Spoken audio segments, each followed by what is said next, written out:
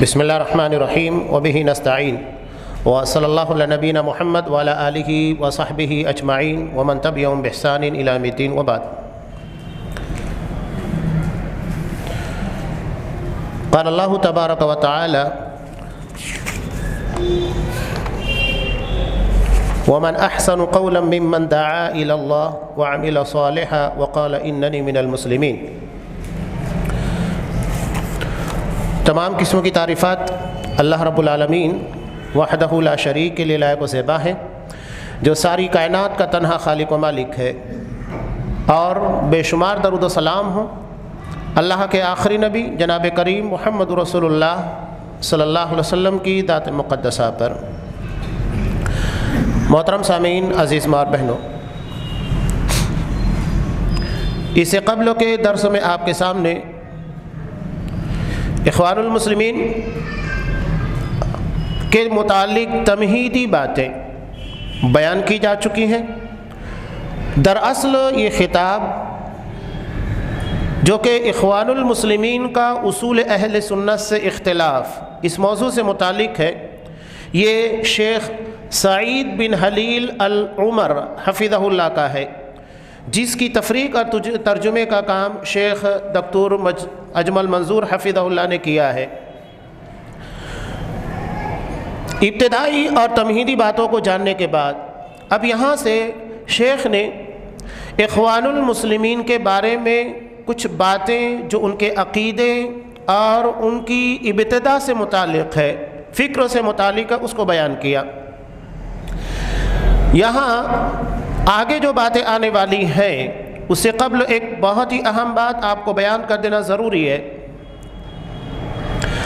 جب ہم اس طرح فرقوں کے بارے میں یا گمراہ فکر کے بارے میں بات کرتے ہیں تو یہ لازمی چیز ہے کہ شخصیات کے پر، ان کے افکار کے پر تنقیدیں ہوں گی، اعتراضات ہوں گے۔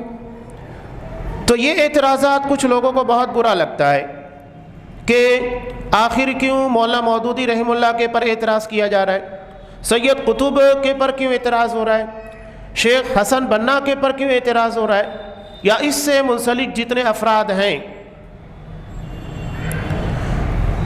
ہم کسی کی شخصیت ذات سے متعلق بات نہیں کر رہے کہ وہ ذاتی طور پر کیا تھے، کیا نہیں کرتے تھے۔ یہاں ہمارا جن چیزوں سے اختلاف ہے وہ اختلاف ہے کہ ان لوگوں نے اصل میں صحابہ کے منہج کو چھیڑا، اسے بگاڑنے، اسے مسخ کرنے کی کوشش کی۔ ایک مسلمان ہونے کے ناطے ہر مسلمان کا یہ فرض ہے کہ اسلام، اس کے عقیدے، اس کے منہج اور اس کے فکر کے پر کوئی بھی حملہ کرے اس کا جواب دیا جائے اور اس کے بارے میں شکوک و شبہات کو دور کیا جائے۔ یہ کام اگر ہم نہیں کرتے ہیں تو کہے کہ مسلمان۔ قرآن مجید نے سورہ اعراف کے اندر واضح طور پر بیان کیا کہ مسلمانوں کی ذمہ داری ہے کہ رسول کے پر ایمان لانا، اسے تقویت پہنچانا، یعنی کمزور نہیں ہونے دینا، رسول کے لائے ہوئے دین کو، ان کی فکر کو، ان کے طریقہ کار کو۔ تو یہ چیزیں جو کہ اخوانیت یا ان سے منسلک ہے، خارجیت سے منسلک ہے، یہ دراصل اسلام اور اسلام کے عقیدہ اور منہج کو بگاڑتی ہیں، اسے کمزور کرنے کی کوشش کرتی ہے۔ تو مسلمان ہونے کے ناطے ہماری ذمہ داری ہے کہ اس کا دفاع کریں اور ان کی کوتاہیوں کو بیان کریں۔ کسی کہنے والے نے ایک بہت پیاری بات کہی ہے کہ یہ صحابہ کے پر تنقید کرے تو جائز، جیسا کہ حضرت امیر معاویہ رضی اللہ تعالیٰ، حضرت عمرو بن عاص رضی اللہ تعالیٰ، حضرت مغیرہ بن شعبہ رضی اللہ تعالیٰ، حضرت ابو ہریرہ رضی اللہ تعالیٰ، یہ صحابہ کرام جیسی شخصیات جن کا دفاع خود اللہ نے کیا۔ جب منافقین نے اصحاب کرام کے بارے میں کہا کہ انؤمن کما آمن السفہاء، کہ کیا ہم اس طرح ایمان لائے جیسا کہ بیوقوف لوگ، اور انہوں نے بیوقوف سے مراد اصحاب کرام کی جماعت کو لیا تھا، تو قرآن مجید نے ان کا جواب دیا۔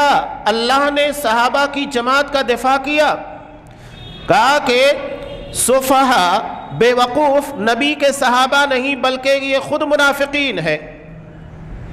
تو جس جماعت کا دفاع قرآن کرتا ہو، جس جماعت کے پر لگائے گئے الزامات اور اعتراضات کا جواب اللہ دیتا ہو، ہم کیوں نہ دیں؟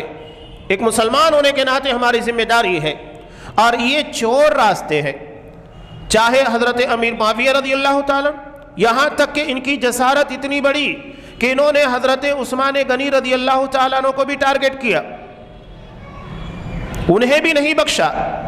یعنی کہیں نہ کہیں رافضیت شیعیت جھلکتی ہے اور بتاتی ہے کہ ان افکار اور ان خیالات کے پیچھے رافضیوں کا، شیعوں کا بڑا ہاتھ ہے، اور یہ حقیقت ہے۔ اب آگے جو باتیں بیان کی جا رہی ہے، میں انتہائی اختصار کے ساتھ ان چیزوں کو بیان کروں گا، باتیں بہت ساری ہیں۔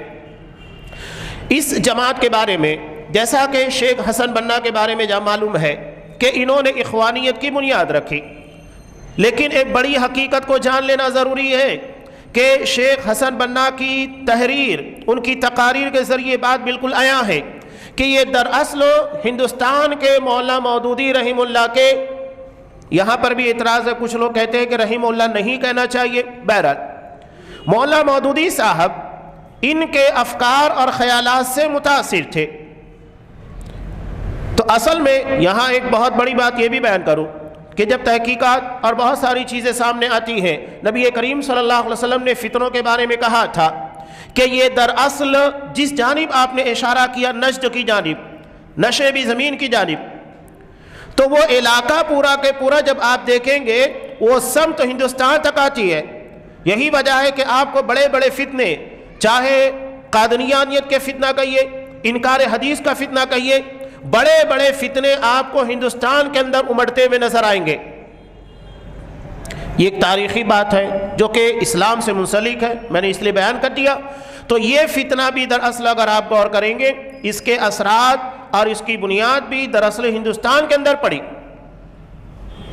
لوگ اس سے اختلاف کر سکتے ہیں، کریں، لیکن آپ صلی اللہ علیہ وسلم کی واضح حدیث یہی اشارہ کر رہی ہے، ہم اسی جانب بڑھ رہے ہیں۔ دیکھیے شیخ حسن بنا کے بارے میں یہاں خود یہ نقل کرتے ہیں اپنے بارے میں کہ اکثر جمعہ کے دنوں میں جب ہم اتفاق سے دمنہرور ایک علاقہ ہے رہتے تھے، اسی کے قریب اولیاء کی قبریں تھیں، ان کی زیارت کے لیے، یہ میں اختصار کے ساتھ بیان کر رہا ہوں، مذکرات الدعوہ والداعیہ صفحہ نمبر 33 اس کے حوالے سے نقل کیا، یہ 24 کلومیٹر دوری کے پر واقع تھا۔ اتنی دور یہ مزار کے پر پیدل جایا کرتے تھے۔ آگے ایک اور چیز کو نقل کیا کہ کبھی کبھی ہم عزبۃ النوام کی زیارت کرتے، جہاں شیخ سید سنجر کا مزار ہے۔ یہ خود اقرار کر رہے ہیں شیخ حسن بنا، جو حصافی طریقے کے خاص لوگوں میں سے ہیں، نیکی اور تقوی میں معروف ہے، وہاں بھی ہم پورا دن گزارتے پھر واپس آتے تھے۔ کھلے طور پر نقل کر رہے ہیں کہ اصل میں یہ قبر پرستی، مزار پرستی ان لوگوں کے یہاں پر موجود ہے، اور جن لوگوں کے عقیدے میں، فکروں میں، عمل میں واضح طور کے پر مزار پرستی، قبر پرستی یا مرے ہوئے شخصوں کا وسیلہ یا ان کو کسی جگہ کے پر معاون اور مددگار تصور کرنا، یہ باطل شرکیہ عقیدہ ہے، اس میں کوئی شبہ نہیں۔ آگے خود محمود عبد الحلیم نے اپنی کتاب الاخوان المسلمون احداث صنعت التاریخ کے اندر لکھا کہ ہم ہر رات سیدہ زینب مسجد جایا کرتے تھے اور وہاں عشاء کی نماز ادا کیا کرتے تھے، پھر مسجد سے نکل کر صف بناتے، سب سے آگے استاد مرشد حسن بنا ہوتے جو جشن میلاد نبوی کے گیتوں میں سے کوئی گیت گنگناتے، اور پھر انہی کی آواز میں ہم ان کے ساتھ گنگنانے لگتے۔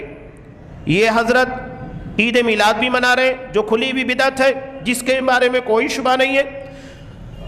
چلیے عید میلاد منا رہے ہیں، جو شعر کہہ رہے ہیں وہ شعر ان کے عقیدے کی عکاسی کر رہا ہے۔ یہ شعر کہا کیا کرتے تھے، ان کا عقیدہ اس شعر کے اندر جھلک رہا ہے۔ جو جشن عید میلاد کے موقع کے پر شیخ حسن بنا کہا کرتے تھے کہ میں ترجمہ پیش کر رہا ہوں ڈائریکٹ، یہ ہے حبیب مصطفیٰ جو اپنے احباب اور دوستوں کے ساتھ حاضر ہو چکے ہیں۔ واضح طور پر کہہ رہے ہیں کہ ھذا الحبیب مع الاحباب قد حضر، آپ صلی اللہ علیہ وسلم اپنے دوستوں کے ساتھ، دوستوں کون؟ صحابہ، یعنی آپ صلی اللہ علیہ وسلم کے حاضر و ناظر ہونے کے ساتھ ساتھ اصحاب کرام کے بارے میں بھی عقیدہ بتا رہے۔ یہ لوگ جشن میلاد کے موقع کے پر حاضر ہوتے ہیں، یہ کون سا عقیدہ ہے؟ قرآن صاف کہتا ہے کہ مرنے کے بعد دنیا میں کوئی نہیں آ سکتا۔ وَمِن وَرَائِهِمْ بَرْزَخٌ إِلَىٰ يَوْمِ يُبْعَثُونَ، قیامت تک کے لیے ایک آڑ ہے، یہاں یو ٹرن نہیں ہے، شارٹ کٹ ہے کہ ایک بچہ اپنی ماں کے پیٹ میں اگر وفات پا جائے تو دنیا میں آئے بغیر وہ ڈائریکٹ برزخی زندگی میں چلا جاتا ہے، شارٹ کٹ ہو گیا۔ لیکن ایسا نہیں ہوتا ہے کہ کوئی بچہ پیدا ہونے کے بعد اپنی ماں کے پیٹ میں چلا جائے، یو ٹرن نہیں ہے، واپسی کا کوئی راستہ نہیں۔ تو ایسے ہی قبروں میں جانے کے بعد برزخی زندگی سے کوئی شخص واپس نہیں آ سکتا۔ لیکن یہ یہاں صاف کہہ رہے ہیں کہ آپ صلی اللہ علیہ وسلم اپنے صحابہ کے ساتھ جشن میلاد میں آیا کرتے ہیں اور سارے لوگوں کی پچھلی غلطیوں کو معاف کر دیا، یعنی نبی کریم صلی اللہ علیہ وسلم کو یہ ذمہ دے دیا کہ آپ ہی لوگوں کی خطا اور غلطیوں کو معاف کر رہے۔ حالانکہ یہ ذمہ داری اور یہ اختیار صرف اللہ کو ہے، کسی کے گناہ کو، کسی کی خطا کو معاف کرنا۔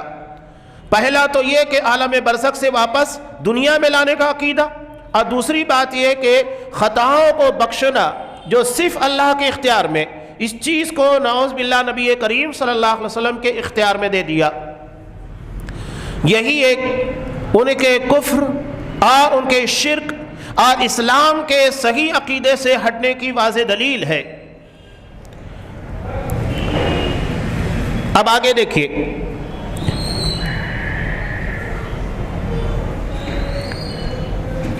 یہاں حسن بننا کے بعد اس جماعت کے دوسرے بڑا نام سید قطب کا جو چلتا ہے، انہی کے تعلق سے یہاں شیخ سعید نے نقل کیا کہ حضرت ابراہیم علیہ السلام کے پر کلام سید قطب جو اخوانیوں کا سرگنا مانا جاتے ہیں، جنہیں مصر کے اندر پھانسی دی گئی، آگے کچھ باتیں اس ضمن میں بھی آئے گی۔ ان کے ایک مشہور کتاب تفسیر کے پر فی ظلال القرآن، یہ اور اس کے بعد معالم فی الطریق، ان دو کتابوں کے پر سخت تنقیدیں کی گئی۔ کیوں کی گئی؟ اس کی وجہ ہے آگے جو دلائل انہوں نے پیش کیا، اس میں سے اس کی بنیاد کے پر سمجھ میں آتا ہے کہ کیوں ان لوگوں کی کتابوں کے پابندی لگائی گئی۔ انہوں نے حضرت موسیٰ علیہ السلام پر تنقید کی، کہیں انہیں متعصب قرار دیا، عجیب و غریب قسموں کے تفسیریں جو انبیاء کے شایان شان ہے ہی نہیں، وہ تفسیریں کیے۔ یہ جو انبیاء کے پر تفسیریں ہیں، ان کی ذات، ان کے کردار، ان کے معاملات سے متعلق، یہ طریقہ دراصل میں یہودیوں کے یہاں ہے۔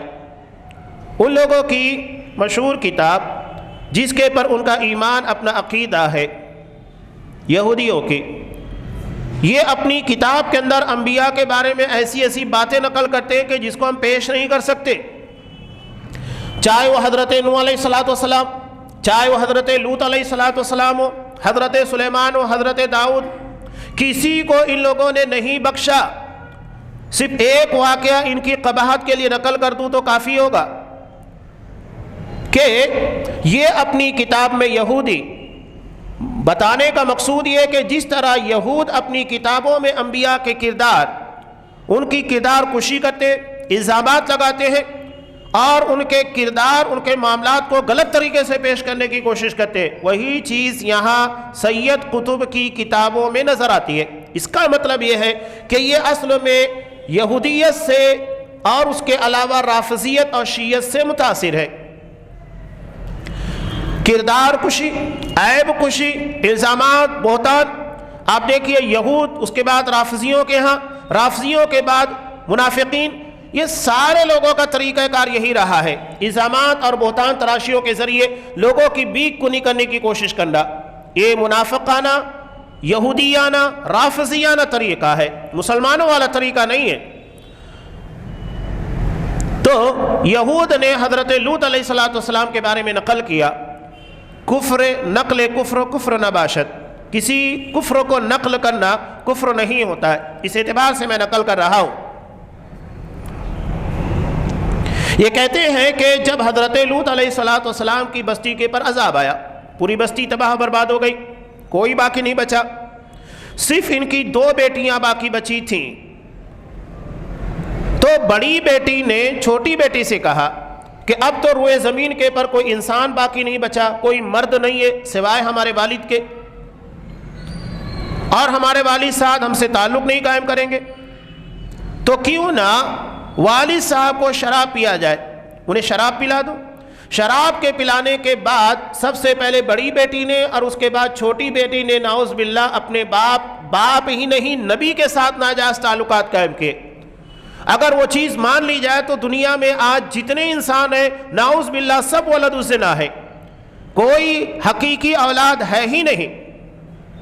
یہ طریقہ ہے، انہوں نے نعوذ باللہ حضرت سلیمان علیہ السلام کو بھی وہی قرار دیا، اور ان لوگوں کے عقیدے کے مطابق آج بھی حضرت عیسیٰ علیہ السلام جائز اولاد نہیں ہے، وہ یوسف النجار کی طرف منسوب کر کے انہیں بھی ولد الزنا تعبیر کرتے ہیں۔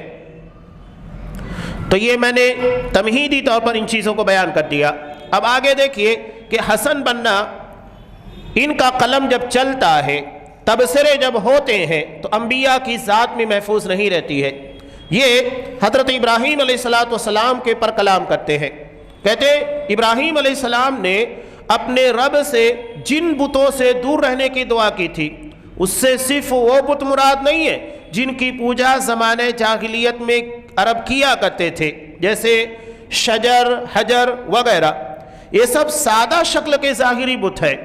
شرک باللہ صرف انہی میں منحصر نہیں ہے، بلکہ شرک یعنی غیر اللہ کی پرستش اور بندگی کی اصل شکل اس وقت ظاہر ہوتی ہے جب بندہ بندوں کی بندگی کرتا ہے۔ یہ بات ہمیں اتنا واضح طور پر سمجھ میں نہیں آئے گی، کہنا کیا چاہ رہے ہیں کہ بندہ بندوں کی جب بندگی کرنے لگتا ہے تو حقیقت میں اس میں شرک ظاہر ہوتا ہے۔ صرف بتوں کی عبادت کرنا یہ شرک نہیں ہے، بلکہ حقیقت یہ ہے کہ بندہ بندے کی غلامی کرے، عبادت کرے، کیسے کرے گا یہ جاننا بہت ضروری ہے۔ توحید کی 3 قسمیں، توحید الوہیت یعنی اللہ کو عبادت میں اکیلا مانا جائے، توحید ربوبیت یعنی کائنات کے پیدا کرنے، خالقیت اور مالکیت میں اللہ کو اکیلا مانا جائے، توحید اسماء و صفات یعنی اللہ کے اسماء و صفات میں اس کو اکیلا مانا جائے۔ لیکن ان لوگوں کے یہاں پر ایک توحید اور ہے جسے وہ توحید حاکمیت کہتے ہیں، یعنی حکومت اور لوگوں کے پر حکم چلانے میں صرف اللہ کو مانا جائے، اور یہ اسی حد تک محدود نہیں ہے، یہ ہمارا بھی عقیدہ ہے۔ اصل میں حاکم فرما روا صرف اللہ ہے، لیکن دنیا میں رہتے ہوئے اللہ نے ہم کو حکم بھی دیا کہ اگر ہم اسلام کے علاوہ کسی غیر اسلامی اسٹیٹ میں، مملکت میں رہتے ہیں، وہاں پر بھی ہم کو رہنے کی اجازت ہے۔ ایسا نہیں ہے کہ اگر دنیا میں اسلام اور مسلمانوں کی حکومت نہ ہو تو ہم رہیں نہ جیے نہ مر جائیں۔ اسلام نے اس کے بھی احکامات دیے، غیر مسلم حکومتوں سے تعلقات کیسے ہونا چاہیے وہ بھی دیا۔ اگر یہ چیز ہے تو قرآن مجید نے جن چیزوں کے بارے میں احکامات دیے وہ مسلم ہے، ایسا نہیں ہے کہ اسلام کے علاوہ کوئی دوسری حکومت ہو تو مسلمان اس حکومت میں رہے ہی نہ، نہیں۔ تو ان لوگوں کے ہاں پر توحید حاکمیت ہے، اور اس کے مقابلے میں ہے جو تعبیر یہ لوگ اختیار کرتے ہیں وہ ہے شرک القصور، یعنی محل کے اندر پائے جانے والا شرک۔ محل میں پائے جانے والے شرک سے مراد کیا؟ ان لوگوں کے ہاں پر وہ علماء یا وہ مفتیان جو حکومت کے حق میں یا حکومت کی بقا کے لیے فتوے دیتے ہیں اور لوگوں کو مختلف قسم کی بغاوتوں سے اور حکومت کے خلاف جانے سے، سرکشی سے روکتے ہیں، یہ اصل مراد ان لوگوں کے یہاں پر ہے۔ جبکہ اس باب میں شریعت کے احکامات بہت سخت ہیں، جب تک کہ حاکم کے اندر کفر بواح، بالکل واضح کفر نہ دیکھا جائے تب تک کسی کو آواز اٹھانے کی اجازت نہیں ہے، اس لیے کہ ان باتوں سے سوائے اختلافات کے، بدامنی کے اور لوگوں کے درمیان انتشار کے کچھ نہیں ہوتا ہے۔ اس کی واضح دلیل عرب فسادیہ جو 2011 میں قریب 11 سال پہلے واقع ہوا، جسے بہاریہ نام دیا جاتا ہے، حقیقت میں وہ مسلمانوں کے لیے شر و فساد کا منبع تھا، اور ان ساری چیزوں کے پیچھے یہی اخوان المسلمین اور ان سے متفق رہنے والے، ان کے افکار و خیال سے متاثر لوگ ہی تھے۔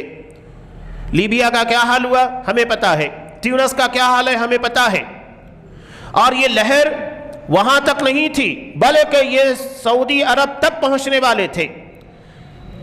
اور یہ کون لوگ ہیں؟ یہ آگے یوسف القرضاوی خود نقل کرتے ہیں کہ ہم اپنے معاونین اور مددگار عیسائی اور کرسچن بلکہ انہی لوگوں کے مشورے کے پر حکومت چلاتے ہیں، یہ ہمارے قریبی ہیں۔ ان لوگوں کے یہاں پر مسلمانوں سے زیادہ غیر مسلم قابل اعتماد، یہ اخوانیت ہے، یہ کون سی حکومت؟ یہ بات کرتے ہیں استقامت دین، اقامت دین کی، لیکن آپ کون سا دین لے کر آئیں گے؟ جس دین کو تم اپنے آپ کے پر نافذ نہیں کر سکتے اسے تم لوگوں کے پر نافذ کرو گے۔ ایک بہت پیاری بات مالیگاؤں کے ایک اجلاس میں شیخ مقیم فیضی رحم اللہ نے کی تھی، بہت پیاری بات تھی اور اسے ہر مسلمان کو یاد رکھنا چاہیے۔ انہوں نے کہا تھا کہ ہندوستان کے اندر رہتے ہوئے کیا ہمیں نماز پڑھنے سے روکا جاتا ہے؟ نہیں۔ روزہ رکھنے سے روکا جاتا ہے؟ نہیں۔ حج ادا کرنے سے، قربانی کرنے سے، کس چیز سے روکا جاتا ہے؟ جب ہر قسم کی آزادی ہمیں ہے تو پھر یہاں رہتے ہوئے لوگوں کے اندر بدامنی، انتشار پیدا کرنا، خلافت کے قائم کرنے کی باتیں کرنا کیا معنی رکھتا ہے؟ جو چیزوں کی آزادی ہمیں حکومت دے رہی ہے اس پر تو عمل کرو، اس کے بعد بات کی باتیں دیکھی جائے گی۔ ہمیں حکومت کے قائم کرنے، خلافت کے قائم کرنے کی ذمہ داری سے زیادہ اہم عقیدے کی اصلاح، غیر مسلموں کو اسلام کی طرف دعوت دینا، یہ ذمہ داری دی گئی ہے۔ یہ بالکل اخیر کا مرحلہ ہوتا ہے۔ یہ نہیں کہ کسی بچے کو جب الف با تا سا پڑھانا ہے تو آپ اسے ڈائریکٹ چھوڑ کر واو یا قاف میم یہ سب پڑھانا شروع کر دے۔ یہ بالکل الٹی گنگا بہانے کی کوشش کرتے ہیں اور اسی کے نتیجے میں شر و فساد برپا ہوتا ہے۔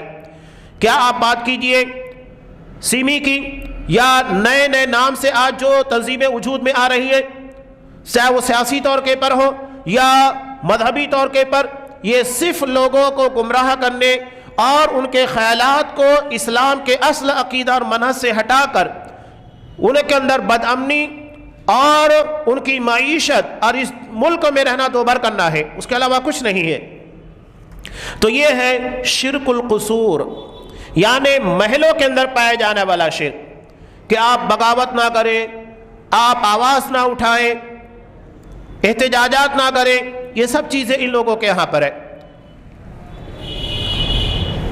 اب آگے یہ بیان کرتے ہیں مرنے کے بعد زندگی کا ان لوگوں کے یہاں پر جو تصور ہے اس ضمن میں انہوں نے نقل کیا۔ نبی کریم صلی اللہ علیہ وسلم کے تعلق سے میں صرف اقتباساً باتوں کو نقل کر رہا ہوں کہ جب آپ صلی اللہ علیہ وسلم کے تعلق سے ایک بات نقل کی گئی کہ آپ اپنی زندگی میں اصحاب کرام کے لیے استغفار کیا کرتے تھے، تو حسن بننا کہتے ہیں یہ قید صرف زندگی میں کیوں؟ یعنی آپ صلی اللہ علیہ وسلم مرنے کے بعد بھی مسلمانوں کے لیے استغفار کرتے ہیں، کہنے کا مقصد یہ ہے تو کیا آپ صلی اللہ علیہ وسلم قبروں میں ہیں، قبروں میں جانے کے بعد مسلمانوں کے لیے استغفار کر رہے ہیں؟ اس کا مطلب سیدھا یہ ہے کہ وہ زندگی مانی جا رہی ہے جو دنیا کے اندر ہوتی ہے، جبکہ اس بات کا ثبوت نہ قرآن میں ہے نہ حدیث میں۔ باتیں چھوٹی چھوٹی لگتی ہیں لیکن ہیں بہت بڑی، کہ آپ صلی اللہ علیہ وسلم کے بارے میں جو عقیدہ ہونا چاہیے وہ عقیدہ نہیں ہے۔ آگے یہ چند اشعار نقل کرتے ہیں اس ضمن میں کہ نبی کریم صلی اللہ علیہ وسلم سے استغاثہ اور بیماری میں شفا طلب کرتے ہیں ان اشعار کے ذریعے کھلا کھلا، یعنی اگر یہی کام ایک بریلوی کرتا ہے، ایک بدعتی کرتا ہے تو ہمارے نزدیک شرک ہے، اور یہ لوگ اگر نبی کریم صلی اللہ علیہ وسلم کو استغفار کے لیے پکارے، شفا کے لیے پکارے، مدد کے لیے پکارے تو جائز؟ یہ کیسے ہو سکتا ہے؟ اگر ایک بریلوی ان چیزوں کو بدعتی کرتا ہے جس کی بنیاد کے پر اس پر کفر کا، شرک کا فتویٰ لگتا ہے، تو یہی فتویٰ ان لوگوں پر لگے گا جو اپنے آپ کو اخوانی یا اس تنظیم یا اس عقیدے اور منہج سے اپنے آپ کو منسلک مانتے ہیں۔ یہاں شعر کا ترجمہ ہے کہ اے اونٹوں کو ہانکنے والے، بیت اللہ اور حرم کی طرف اور مدینہ طیبہ کی طرف سید الامم کو چاہتے ہوئے اگر تمہارا جانا مختار نبی کی طرف نفل ہے تو میرا جانا فرض ہے، یعنی مدینہ کی طرف اہل عظیمت کے نزدیک۔ اے میرے آقا، اے اللہ کے حبیب، میں آپ کے دروازے پر آیا ہوں اپنی بیماری کی شکایت لے کر۔ یہ آپ صلی اللہ علیہ وسلم کی قبر مبارک کے پر کھلے طور پر کہہ رہے ہیں، میں آپ کے دروازے پر آیا ہوں اپنی بیماری کی شکایت لے کر۔ میرے آقا، میرے بدن میں بیماری نے اس طرح گھر کر لیا ہے کہ میں شدت مرض سے بے چین ہوں اور سو نہیں سکتا۔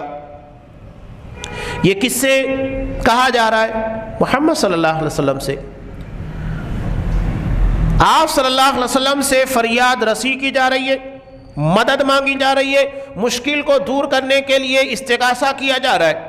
سب چیز کھلے طور کے پر شرک ہے، اس بارے میں کوئی شبہ نہیں ہے، چاہے وہ آپ صلی اللہ علیہ وسلم سے ہو یا کسی بھی پیر اور ولی اور بزرگوں سے ہو۔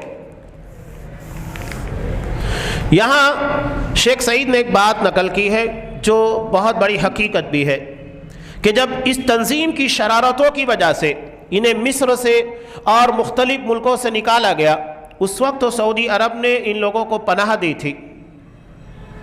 سعودی عرب نے اس وقت ان لوگوں کو پناہ دی تھی، لیکن یہ آستین کے سانپ ہیں۔ ان لوگوں نے سعودی عرب کی بنیادوں کو ہی کھوکھلا کرنا شروع کر دیا، یہاں تک کہ وہاں کے افراد بھی ان لوگوں سے متاثر ہونے لگ گئے۔ نتیجہ یہ ہوا کہ لوگوں کے اندر خاص طور سے جوانوں میں توسل یعنی اللہ کو چھوڑ کر غیر اللہ کا وسیلہ اختیار کرنا، استغاثہ یعنی محمد صلی اللہ علیہ وسلم یا کسی پیر ولی بزرگوں سے مدد طلب کرنا، مدد مرنے کے بعد توحید اسماء و صفات کے اندر خرابیاں، یہ ساری چیزیں وہاں پر ظاہر ہونا شروع ہو گئی۔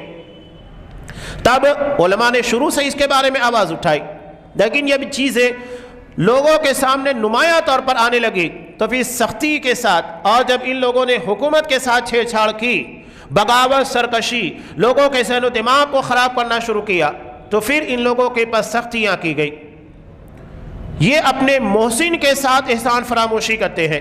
جن لوگوں نے انہیں پناہ دی اور جس وقت ان لوگوں کو بھگایا جا رہا تھا اس وقت ان کو پناہ دی گئی، اور یہ اسی کے ساتھ دغا بازی کر رہے ہیں۔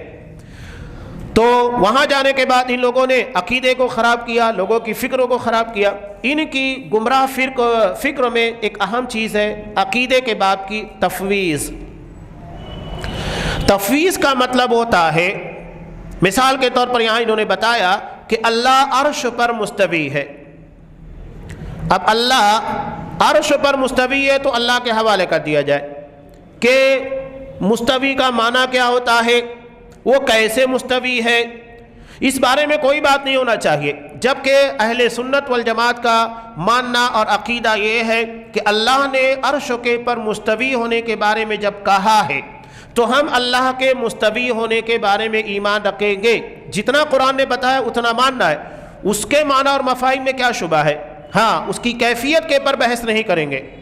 یہ کیفیت کے علاوہ جو باتیں بیان کی گئی ہے اس کو بھی نہیں مانتے، اس کو بھی اللہ کے حوالے کر دیتے ہیں۔ اس کا کیا مطلب ہے مستوی ہونے کا، عرشوں کا کیا مطلب ہے ہم نہیں جانتے، جبکہ عرشوں کا مطلب کھلے کھلے طور پر ہے کہ عرشوں کیا چیز ہے سب کو سمجھ میں آتا ہے۔ کیفیت کے بارے میں ہم بحث نہیں کرتے، اس سے ہم کو روک دیا گیا ہے۔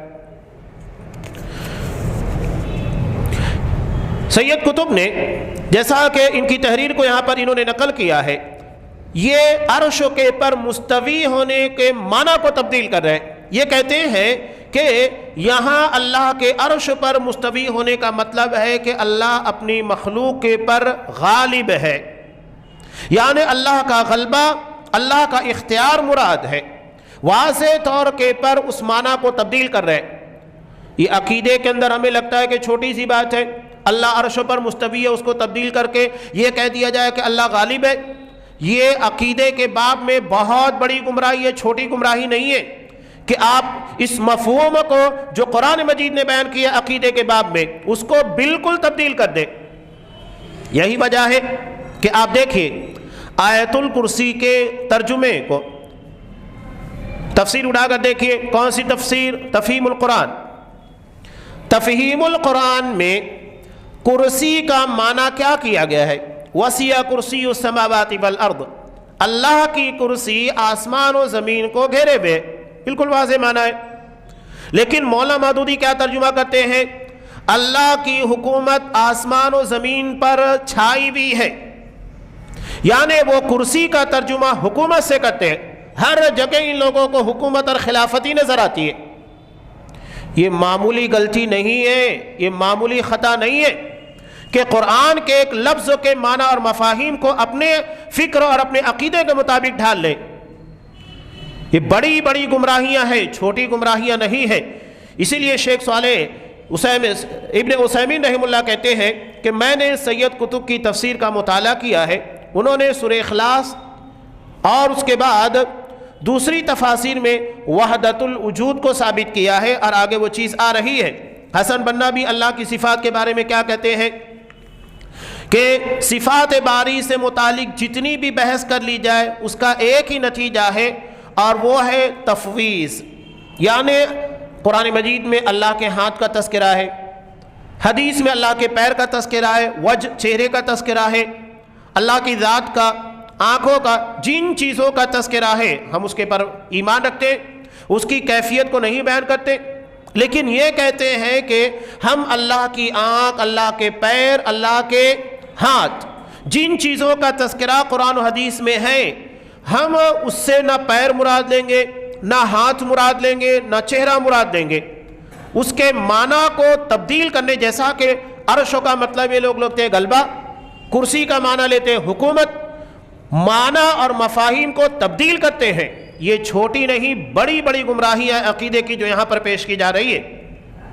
آگے یہ نقل کرتے ہیں کہ سید قطب کہتے ہیں وحدت الوجود کا عقیدہ، یہ کہتے ہیں ان کی تفسیر ظلال القرآن جس کا ذکر میں نے پہلے کیا کہ یقیناً وہی تنہا وجود ہے، اللہ، اس کی حقیقت کے سوا کوئی حقیقت نہیں، اس کے وجود حقیقی سوا کوئی وجود نہیں۔ ایک وجود کے بارے میں یہ عقیدہ بتا رہے ہیں۔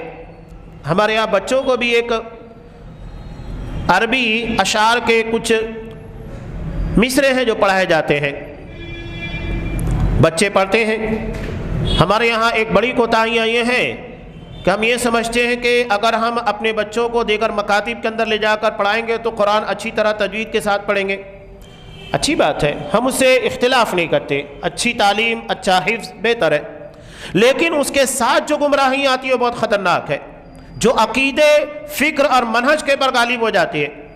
یہ بچہ جب پڑھتا ہے لا موجود الا اللہ، اس کا مطلب کیا ہے؟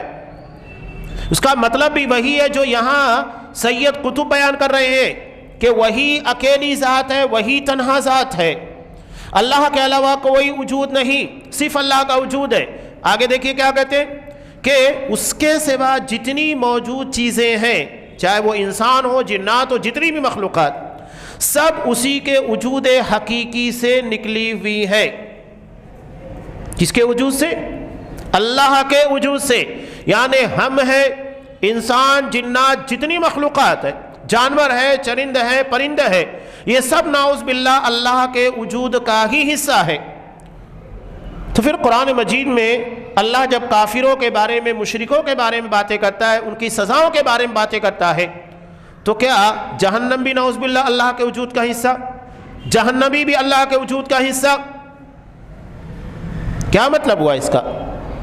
اللہ اپنے آپ کو نعوذ باللہ سزا دے گا، اپنے آپ کو جنت میں داخل کرے گا؟ کیا مطلب نکالا جائے؟ یہاں ایک بہت پیاری بات نقل کی ہے، یہ عبارت پوری کر لیتے ہیں کہ سب اسی وجود حقیقی سے نکلی ہوئی ہیں اور اپنی حقیقت کو اس کی ذاتی حقیقت سے امداد لیتی ہیں، اللہ کی ذات سے، نعوذ باللہ۔ اسی طرح فاعل تنہا وہی ہے، اس کے سوا کوئی چیز فاعل نہیں ہے۔ یہ تفسیر ظلال القرآن کے اندر سید قطب کی تحریر ہے، تفسیر ہے۔ یہاں صاحب کتاب شیخ سعید نے ایک بہت پیاری بات نقل کی ہے، میں اختصار کے ساتھ اس کو بیان کرتا ہوں۔ یہ کہتے ہیں کہ ایک ملیشیا کا شخص تھا، ایئرپورٹ کے پر اس سے ملاقات ہوئی، لگتا تھا کہ کافی بڑا عالم ہے، علم رکھتا ہے، اور رمضان المبارک میں وہ اپنے شہر ملیشیا جا رہا تھا تراویح کے لیے اور قرآن سنانے کے لیے، تفسیر وغیرہ کے لیے۔ کچھ اس سے بات چیت ہوئی، بات چیت ہونے کے بعد میں نے اس سے ایک چھوٹا سا سوال کیا، اور اسی سوال سے ساری حقیقتیں نمایاں ہو جاتی ہیں کہ اللہ کہاں ہے۔ اور عام طور سے ابھی تو عرب شیوخ ہندوستان نہیں آتے، وہ سسٹم بند ہو گیا ہے۔ پہلے ہر سال ہندوستان کے کسی بھی بڑے ادارے کے اندر آتے، وہاں دورہ تدریبیہ ہوتا مہینے بھر کا، اور وہاں جو بچے ممتاز آیا کرتے تھے تو ان لوگوں کو مدینہ یونیورسٹی کے لیے سلیکٹ کیا جاتا تھا۔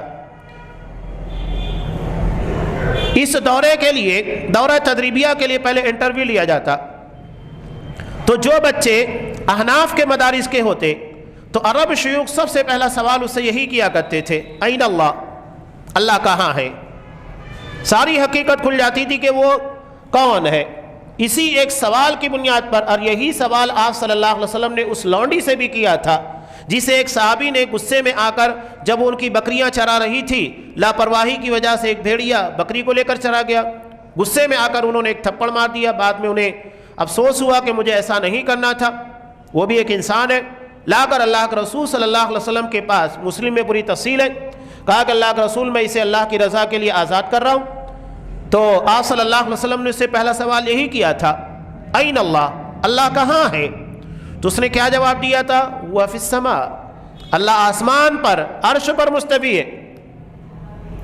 اس کے بعد پوچھا من انا، میں کون ہوں؟ کہا کہ انت رسول اللہ، آپ اللہ کے رسول ہیں۔ آپ نے کہا اس کو آزاد کر دو، یہ مومنہ ہے۔ یہ دو سوال کسی بھی صاحب ایمان کی اصل حقیقت کو بیان کرتے، اللہ کہاں ہے، اللہ کا رسول کون ہے، یہی دو سوال آپ نے کیا تھا۔ تو یہاں پر بھی انہوں نے وہی سوال کیا، اللہ کہاں ہے؟ تو اس نے کیا جواب دیا؟ وہ میرے دل میں ہے اور میرے خون میں دوڑتا ہے۔ یہی وحدت الوجود کا عقیدہ جو اپنی اس جملے کے ذریعے اس نے ظاہر کیا کہ میرے دل میں ہے اور میرے خون میں دوڑتا ہے۔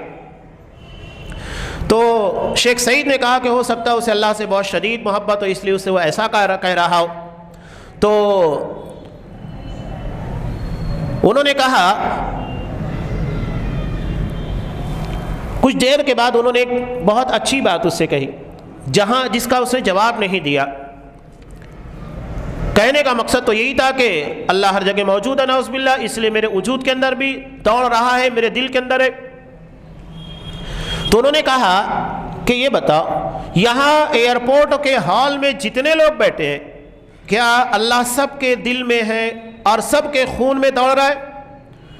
وہ حیران ہو گیا، جواب ہی نہیں دیا۔ وہی کہہ رہے ہیں کہ میں نے اس سے پوچھا، یہاں ہال کے اندر ہزاروں لوگ موجود ہیں، کیا اللہ سب کے خون میں دوڑ رہا ہے؟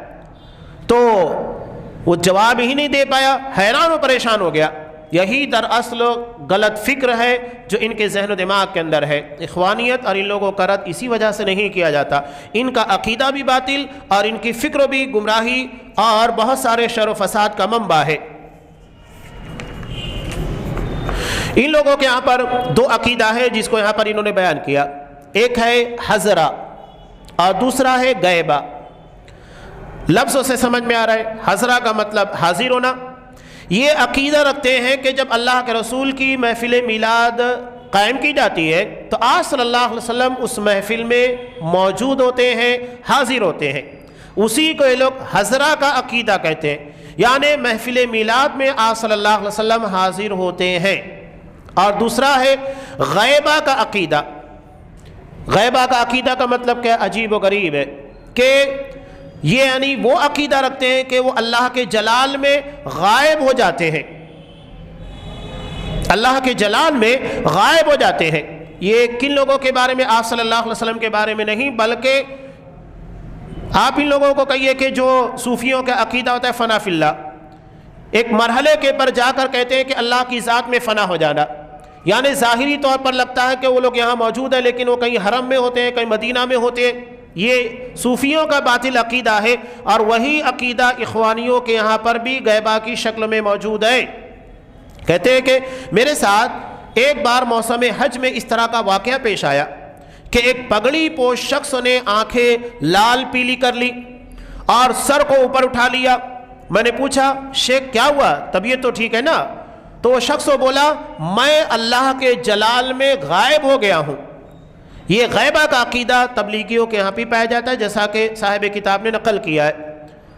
یہ وجد طاری ہونا، فنا فی اللہ، یا جن کے پر ہم کہتے ہیں کہ حال طاری ہو گیا ہے، اچانک عجیب و غریب قسموں کی حرکتیں کرنے لگتے ہیں، اچھلنے کودنے لگتے ہیں۔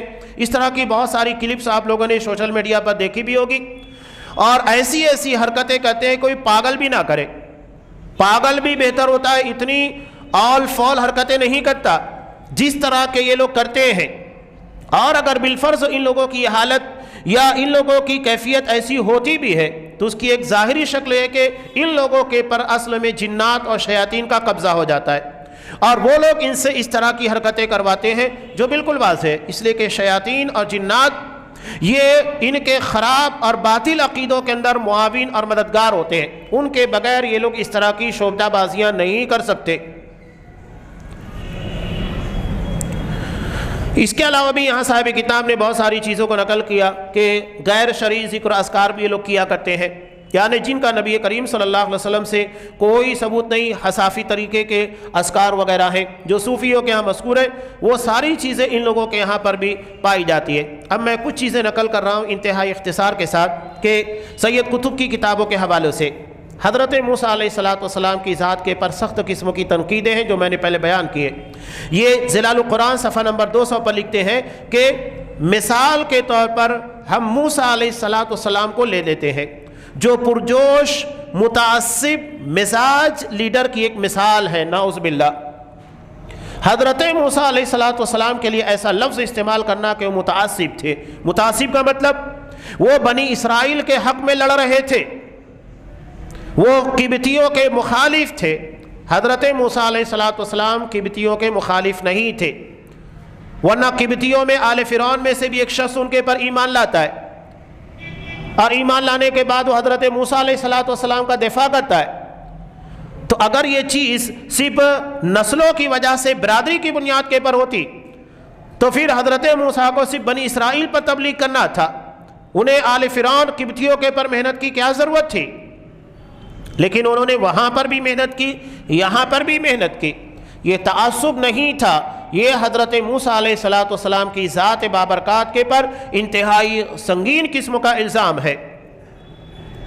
آگے کہ قرآن مجید نے ایک لفظ استعمال کیا ہے فَوَقَذَهُ مُوسَى فَقَضَى عَلَيْهِ۔ فَوَقَذَ کا مطلب جب ایک بنی اسرائیلی اور قبطی جھگڑا کر رہے تھے تو انہوں نے قبطی کو ایک تھپڑ مار دیا تھا تو جگہ کے پر گر گیا، اسی کو قرآن مجید نے نقل کیا۔ تو اس کی تفسیر میں نقل کرتے ہیں سید قطب کہ یہاں موسیٰ علیہ السلام کی قومی عصبیت ظاہر ہوتی ہے جیسا کہ تعصب آمیز اشتعال کا بھی اظہار ہوتا ہے، نعوذ باللہ۔ یعنی یہ کام انہوں نے نعوذ باللہ صرف تعصب کی وجہ سے، صحیح اور غلط نہیں، صرف اپنی قوم کے فردوں کو بچانے کے لیے کیا تھا، جبکہ ایک نبی کے لیے چیز زیب ہی نہیں دیتی ہے۔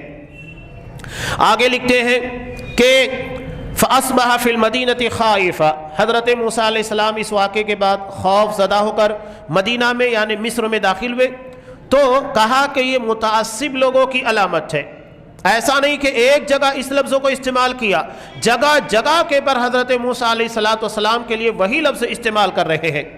اور آگے آیت ہے کہ فَلَمَّا أَنْ أَرَادَ أَنْ يَبْطِشَ بِالَّذِي هُوَ عَدُوٌّ لَهُمَا، کہ حضرت موسیٰ علیہ السلام جب اس شخص کو پکڑنا چاہے جو دشمن تھا تو اس کی تفسیر میں لکھتے ہیں کہ لیکن وہ دوسرے آدمی پر حملہ کرنے کا ارادہ کرتا ہے جیسا کہ گزشتہ کل کیا تھا، اور تعصب اور اشتعال انگیزی اسے اپنا استغفار اور ندامت بھلا دیتی ہے، نعوذ باللہ۔ یہ حضرت موسیٰ علیہ السلام کی کردار کے پر اس طرح کے تبصرے ہیں۔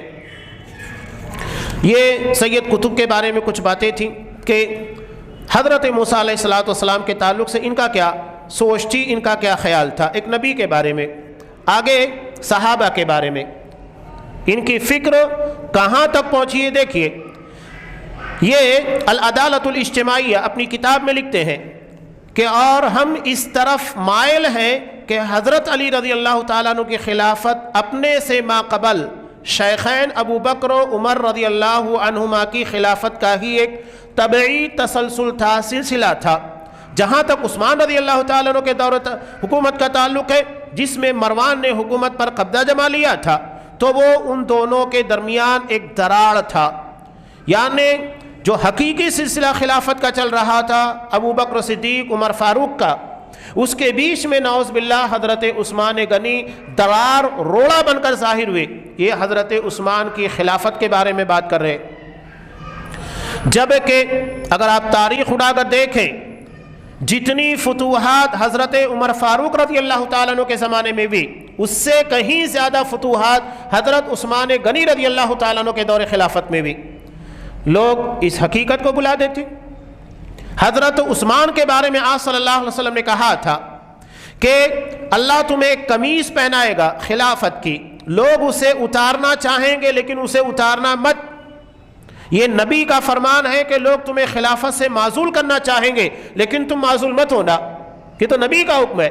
اور یہ کہہ رہے ہیں کہ ایک طبعی سلسلہ چل رہا تھا، اچھا سلسلہ تھا، سلسلۃ الذہب تھا، اس میں نعوذ باللہ حضرت عثمان دراڑ بن گئے، رکاوٹ اور رخنہ اندازی کرنے والے بن گئے۔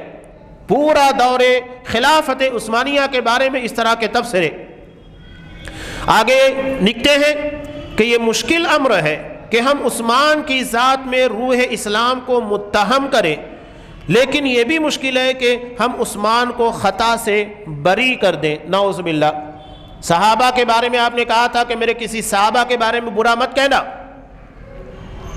یہ صحابہ کو صحابہ کے بارے میں آپ نے کہا کہ کوئی صحابی کسی صحابی کو برا نہیں کہہ سکتا، تو بعد والے لوگوں کو اس بات کا اختیار کہاں سے مل سکتا ہے؟ اور جب سید قطب کے بارے میں بات کریں، مولانا مودودی کے بارے میں بات کریں، حسن بنا کے بارے میں بات کریں، ان کو بڑا مرچا لگتا ہے۔ کئی خطبات میں ان لوگوں کے بارے میں تقاریر میں تذکرہ کر دیں تو پھر طوفان بدتمیزی برپا ہو جاتا ہے، سوشل میڈیا کے پر ٹرولنگ شروع کر دی جاتی ہے۔ ان لوگوں کے نزدیک نعوذ باللہ نبیوں، صحابہ، ان لوگوں سے کہیں زیادہ بڑھ کر اہمیت رکھنے والی شخصیات مولانا مودودی، سید قطب، حسن بنا ہے۔ یہ تو کھلے طور کے پر نعوذ باللہ نبیوں سے بڑھ کر ان لوگوں کو مقام دینے کی کوشش کی گئی کہ نبیوں کے پر آپ اعتراض کریں گے، حضرت موسیٰ کو نعوذ باللہ متعصب کہیں گے، چلے گا۔ حضرت عثمان کی خلافت کو کہیں گے کہ یہ دراڑ تھی، رکاوٹ تھی، رخنا تھا ایک اچھے سلسلے کے درمیان، تو یہ برداشت ہے۔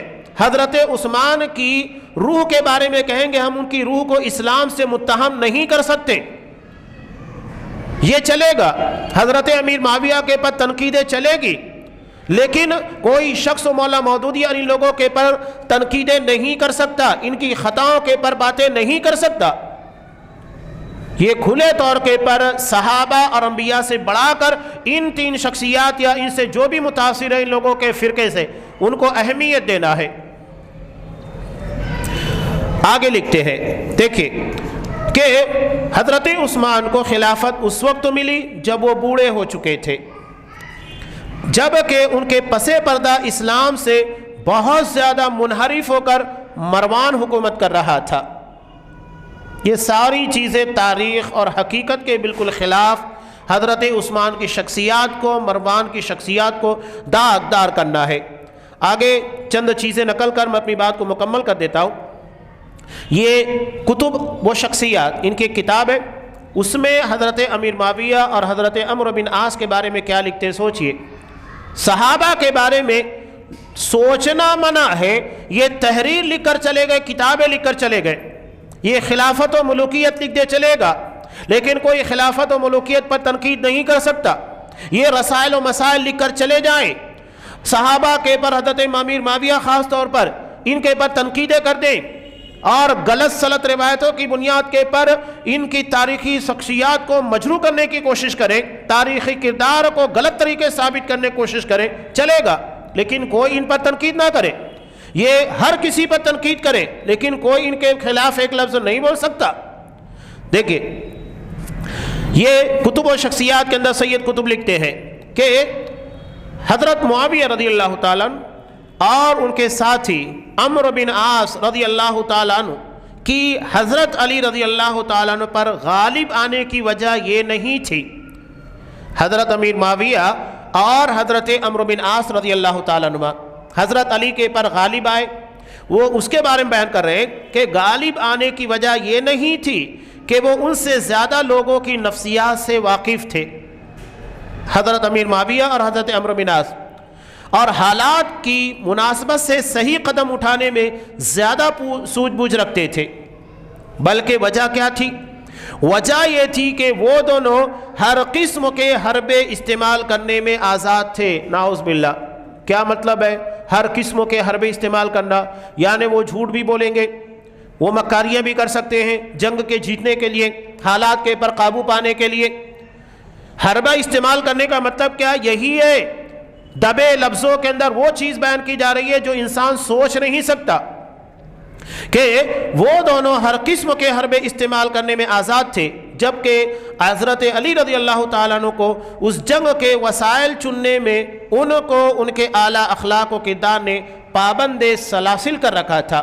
یعنی حضرت علی اخلاق اور بردباری نرمی کی وجہ سے وہ ساری چیزیں نہیں کر رہے تھے جو یہ دونوں کر رہے تھے. کتنا خطرناک قسم کا الزام حضرت امیر معاویہ اور حضرت عمرو بن عاص رضی اللہ تعالیٰ عنہ کی شخصیات پر. اب دیکھیں کھلے طور پر لکھ رہے ہیں وہ چیزیں جو پہلے دبے لفظوں میں تھی. جب حضرت معاویہ رضی اللہ تعالیٰ عنہ اور ان کے ساتھی جھوٹ، دھوکہ بازی، چال بازی، منافقت، رشوت اور لوگوں کو خریدنے میں تیزی دکھاتے، ایسے وقت میں حضرت علی رضی اللہ تعالیٰ عنہ اپنے آپ کو اتنا نیچے نہیں گرا پاتے. جملہ سمجھ میں آ رہا ہے؟ کھلے طور کے پر حضرت امیر معاویہ اور ان کے بارے میں لکھ رہے ہیں کہ وہ جھوٹ بولتے تھے، دھوکہ دیتے تھے، چال بازی کرتے تھے، منافقت، رشوت، لوگوں کو خریدنا. یہ ساری چیزیں کون کر رہا ہے؟ حضرت امیر معاویہ. اور یہ کام حضرت علی نہیں کرتے تھے. ایسے وقتوں میں حضرت علی اپنے آپ کو اتنا نیچے نہیں گرا پاتے. چنانچہ یہ کوئی اچھمبے کی بات نہیں کہ وہ کامیاب ہو اور حضرت علی رضی اللہ تعالیٰ عنہ ناکام ہو جائے. اور یہ وہ ناکامی ہے جو تمام کامیابیوں سے بڑھ کر ہے. اس تبصرے کے بعد کیا بچتا ہے؟ حضرت امیر معاویہ، حضرت عمرو بن عاص کو کھلے طور کے پر ان لوگوں نے جھوٹ کہنے والا، جھوٹ بولنے والا، دھوکہ دینے والا، رشوت دینے والا، لوگوں کو خریدنے والا، منافقت، سارے الفاظ استعمال کر لیے جو قطعاً ایک مسلمان کو زیب نہیں دیتا. صحابہ کی شخصیات تو بہت دور کی بات ہے. یہاں انہوں نے کچھ اور مزید باتیں نقل کی ہیں، لیکن میں یہاں نبی کریم صلی اللہ علیہ وسلم کی ایک حدیث کے پر اپنی بات کو مکمل کر دیتا ہوں. باتیں بہت ساری ہیں اور اس سلسلے کی اگر مکمل تفصیلات آپ کو چاہیے تو جمعیت اہل حدیث مالیگاؤں کے یوٹیوب چینل کے پر الحمدللہ ریکارڈ کر کے جو اس کتاب کا ترجمہ کیے ہیں شیخ دکتور اجمل منظور مدنی حفظ اللہ، تقریباً 85 دروس کے پر مشتمل ہے اور انشاءاللہ آگے کی ریکارڈنگ بھی ہوگی. اخوانیت تاریخ کے آئینے میں پوری تفصیل کے ساتھ ساری باتوں کو ذکر کر دیا گیا ہے. اور آج ہر اہل حدیث کو خاص طور سے ان چیزوں کو جاننا بہت ضروری ہے. سلفیوں کو ان بارے میں اپنی آنکھیں کھلی رکھنا چاہیے، اس لیے کہ پناہ لیتے ہیں سلفیوں کے درمیان، اہل حدیثوں کے درمیان، اور اس کے بعد اہل حدیثوں کی ہی قبر کھودنے کی کوشش کرتے ہیں. یہ ہمارے عقیدے کو بگاڑنے کی کوشش کرتے ہیں، ہماری فکر، ہمارے منہج کو خراب کرنے کی کوشش کرتے ہیں. ہماری ذمہ داری اس کے بارے میں اپنی آنکھوں کو کھلا رکھیں، ورنہ ہمارے بچے یا ہماری آنے والی نسلیں ان لوگوں کی فکر سے متاثر ہو کر نہ عقیدہ ان کا سلامت رہے گا نہ فکر صحیح رہے گی.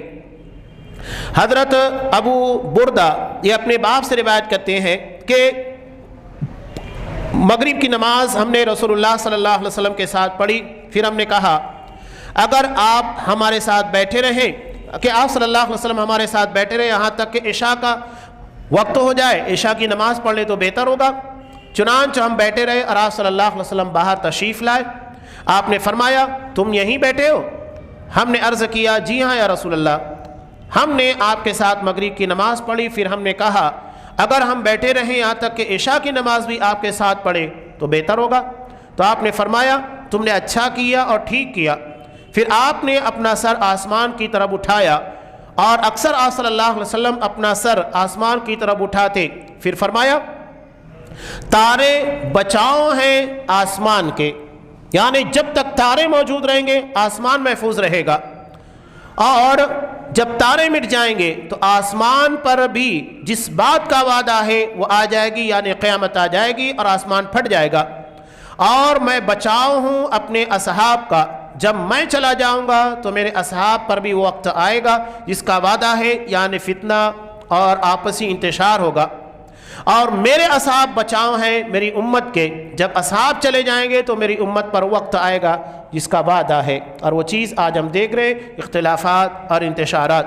یہ کچھ باتیں تھیں جو یہاں ان لوگوں کے اصول جو کہ اہل سنت والجماعت سے ٹکراتے ہیں، اس سے متعلق شیخ سعید بن حلیل العمر حفظ اللہ نے پیش کی، اور اس کا کچھ اہم حصہ میں نے آپ لوگوں کے سامنے پیش کیا ہے۔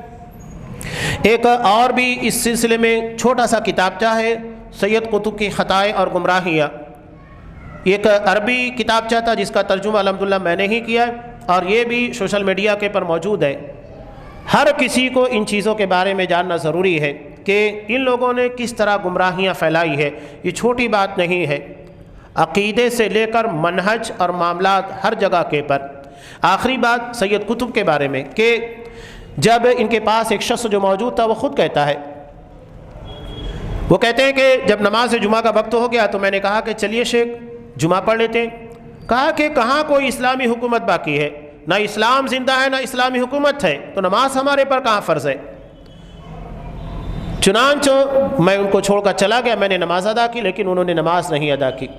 جو نماز جمعہ نہیں پڑھ رہا ہے، عام نمازوں کی بات چھوڑیے، نماز جمعہ کا قائل نہیں ہے، وہ اسلام کو کیا زندہ کرے گا؟ وہاں پر کہاں اقامت دین ہوگا؟ وہاں دین کہاں محفوظ رہے گا؟ اللہ ہمارے عقیدے کو سلامت رکھے، وہی عقیدہ ہمیں اپنانے کی توفیق دے جو انبیاء کا، صحابہ کا تھا۔ اس کے اندر کوئی گمراہی اگر آتی ہے تو اللہ ہمیں ان گمراہیوں سے محفوظ رکھے، خاص طور سے ہمارے نوجوانوں کو اس طرح کی فکروں سے محفوظ رکھے، سلامت رکھے، اور ہمارے منہج اور ہمارے عقیدے کے بارے میں جو سلامتی کی راہ ہے اسی راہ پر ہمیں چلنے کی توفیق عنایت فرمائے۔ آمین۔ وآخر دعوانا ان الحمد للہ رب العالمین۔